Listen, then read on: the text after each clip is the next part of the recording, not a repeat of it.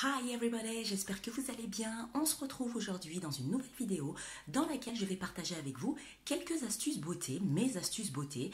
N'hésitez pas à me dire en commentaire ce que vous pensez de ce type de vidéo car je pense vous en faire au moins une fois par mois.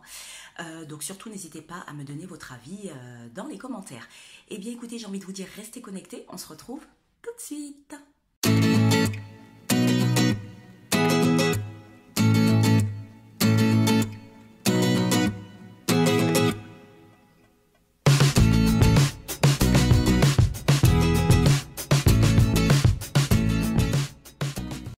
Tout de suite avec mon astuce numéro 1 qui porte sur le contour de l'œil. Lorsque vous passez votre soin hydratant, évitez au maximum de le passer sur cette zone-là. Pourquoi? Parce que notre soin hydratant est bien trop lourd en eau pour cette zone si fine et si fragile. Oui, il faut savoir que le contour de l'œil, la peau du contour de l'œil plus précisément, est très fine et qu'elle absorbe tout et trop. Donc pour un soin hydratant à forte teneur en eau, ça va créer des gonflements au niveau de la peau. Qui dit gonflement de la peau dit poche. Idem, si vous avez une crème qui est un peu grasse, donc ça va absorber le gras et vous aurez tendance à avoir des boutons à ce niveau-là. Donc on n'hésite pas à investir dans des soins spécifiquement créés pour cette zone si fragile. Vous en avez des chers, mais vous en avez aussi des pas chers qui sont très bien. Il faut surtout que vous le choisissiez en fonction de la typologie de votre peau, mais surtout évitez de passer votre soin hydratant à ce niveau-là. On poursuit avec mon astuce numéro 2, qui va de pair avec mon astuce numéro 1.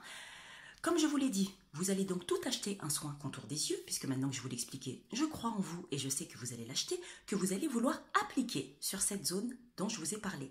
Voilà. Sauf que, comme beaucoup, vous allez l'appliquer comme ceci, de l'intérieur vers l'extérieur. Non, les friends, grave erreur. Il faut respecter la circulation du sang à ce niveau-là. Donc, lorsque vous allez appliquer votre soin spécial contour de l'œil, vous allez l'appliquer de l'extérieur vers l'intérieur, puisque c'est dans ce sens que le sang circule. Vous allez donc prendre la pulpe de votre index, vous allez exercer des petites pressions et vous allez faire des mouvements circulaires de l'extérieur de l'œil jusqu'à l'intérieur de l'œil. Et voilà. Et vous allez faire la même chose en haut, de l'extérieur de l'œil, de mouvements circulaires avec des petites pressions à l'intérieur de l'œil. Voilà. On continue avec mon astuce numéro 3. Lorsque vous allez appliquer votre fond de teint ou votre crème teintée ou votre bébé crème, on oublie les pinceaux et on utilise ses mains. Pourquoi? Parce que les mains sont chauffantes et permettent aux molécules du produit de mieux fonctionner entre elles. Résultat, eh bien, votre matière va beaucoup mieux se répartir sur votre visage et vous aurez un résultat beaucoup plus naturel. On n'oublie pas de se laver soigneusement les mains avant et après l'application du fond de teint. Mon astuce numéro 4. Pour toutes celles qui n'ont pas envie de mettre leur crème de jour et après le fond de teint, tout simplement parce que vous trouvez que c'est beaucoup trop ou que vous recherchez un effet très naturel et un effet bonne mine, eh bien, il vous suffit de mélanger 2 ou 3 gouttes de fond de teint avec votre crème de jour que vous allez bien évidemment répartir avec vos mains et vous aurez un effet bonne mine assuré. Vous créez ainsi votre propre crème teintée. On poursuit avec mon astuce numéro 5 qui concerne les lèvres. Il faut savoir que les lèvres est la partie la plus fine de votre visage, donc encore plus fine que le contour de l'œil. Du coup, il faut également la débarrasser des peaux mortes. Il va donc falloir l'exfolier, mais on l'exfolie en douceur. Vous pouvez prendre tout simplement du miel et du sucre et vous faites des mouvements circulaires avec vos doigts, comme vous pouvez tout simplement prendre un gommage spécial lèvres avec votre brosse à dents et vous brosser en douceur sur votre lèvre, ou vous pouvez également prendre les soins exfoliants, tout simplement, spécial lèvres. On n'oublie pas de l'hydrater tous les jours avec un baume hydratant et on exfolie à raison d'1 à 2 fois par semaine. On termine avec l'astuce numéro 6, le soin de vos cils et vos sourcils à l'huile de ricin.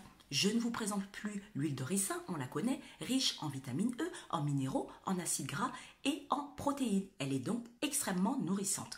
Beaucoup d'entre vous achètent directement les mascaras composés 100% d'huile de ricin pour prendre soin de vos cils et vos sourcils, mais ne sont pas satisfaites car elles trouvent que cela ne prononce pas suffisamment la forme, tout simplement, de leurs cils. N'ayez crainte, vous pouvez continuer à utiliser votre mascara habituel. Simplement, vous allez ajouter 4 à 5 gouttes d'huile de ricin dans votre flacon.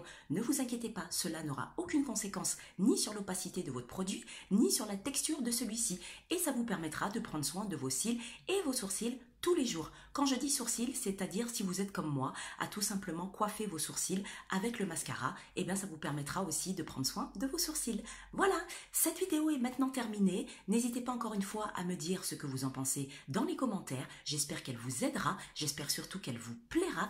N'oubliez pas, LPAK, likez, partagez, abonnez-vous, kiffez. Retrouvez-moi sur les réseaux sociaux en générique de fin. Quant à moi, je vous fais de gros bisous et je vous dis à bientôt pour la prochaine vidéo. Ciao! Passe-moi au scan, nous chez moi qu'on passe au jardin bocal. Nous pas fini fait qu'on touche pipi, énervé qu'on Dominique Strauss-Kahn. Big machine de son. Gal de ma wine casse con, on cache au solide photo d'eau. Bad boy, y'a mes pom pom, pas les